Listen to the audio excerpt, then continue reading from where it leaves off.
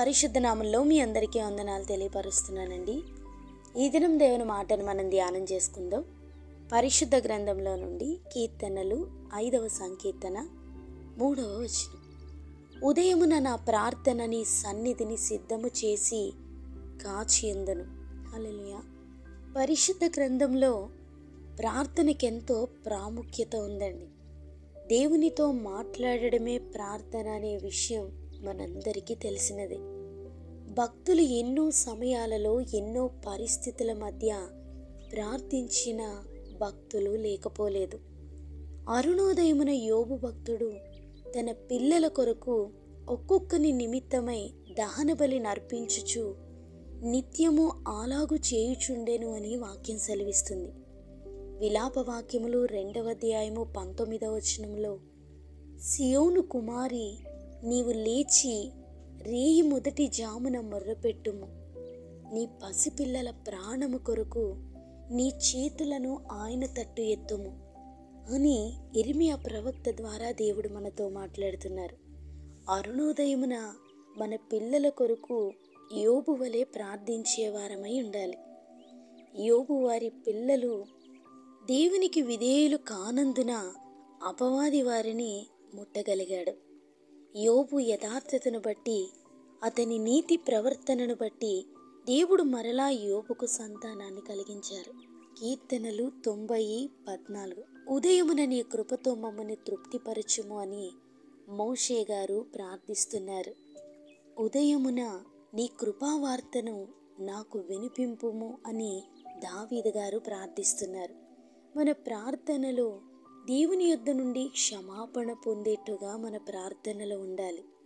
ప్రతి ఉదయము దేవుని మాటలను విని విశ్వసించేవారిగా, ఆయన కృపతో మన కుటుంబము నింపబడేట్టుగా ఉదయమే మనం దేవుని సన్నిధిలో ప్రార్థించాలి.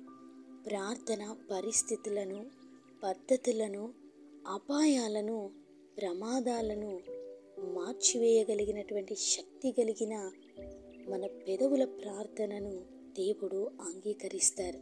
శ్రద్ధగా చేయగలిగే కృప కొరకు, ప్రార్థనలో పోరాడే బలము కొరకు అనుదినము దేవుని సన్నిధిలో మనం మొరపెట్టాలి. దినమంతా జరగబోయే పరిస్థితులను గురించి లేచిన వెంటనే దేవునితో మాట్లాడడం అనే అనుభవం ప్రతి కుటుంబానికి క్షేమాన్ని, సమాధానాన్ని కలిగిస్తూ ఉంటాయి.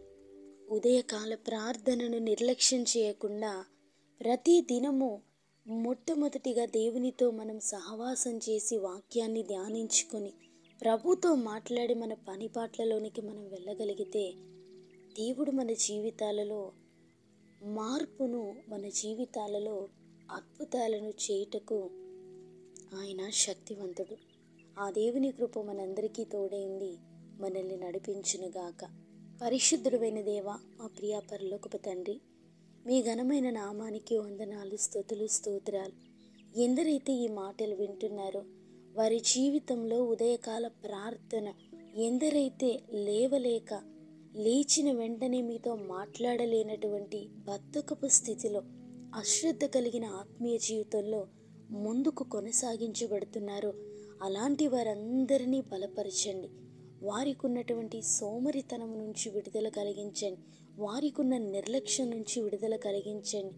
దేవుడు గొప్పవాడు అని మేము చెప్పే కంటే కూడా ప్రవర్తన ద్వారా, ప్రార్థన జీవితం ద్వారా అనేకులలో మేము మిమ్మల్ని మహిమ పరిచేట్టుగా ఒక నూతనమైన మార్గంలో ప్రియబిడ్డలందరినీ నడిపించి బలపరచమని, కృపతో సమస్తాన్ని పొందుకున్నట్లుగా బలమైన ప్రార్థనా శక్తితో మమ్మల్ని మీరు బలపరిచి స్థిరపరచమని, ఘనత, మహిమ, ప్రభావములు మీకే చెల్లించుకుంటూ నజరేయుడైన యేసు శక్తి కలిగిన నామంలో అడిగి వేడుకొనుచున్నాము తండ్రి.